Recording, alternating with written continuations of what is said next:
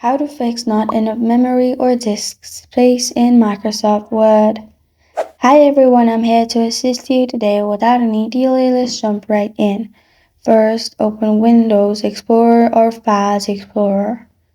And here at the top, simply in the search bar, type in percent local app data percent and temp. Press on enter, you'll find all your unwanted files.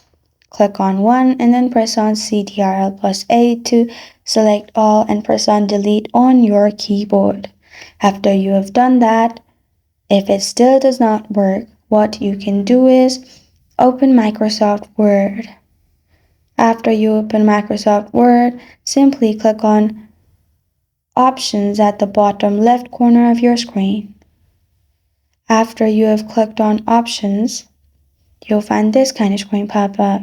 Click on Trust Center, then click on Trust Center Settings. Then on the left side, click on Protected View.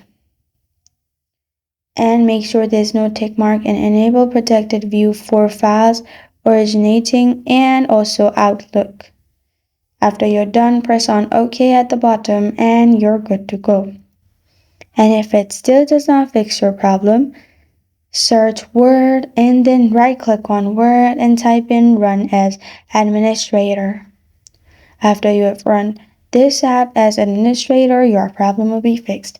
This is how to fix not enough memory or disk space in Microsoft Word. Thank you for joining me today. If this video helps you out, please leave a like and subscribe for more. Got a question or want to suggest a topic? Comment below. Thank you for watching.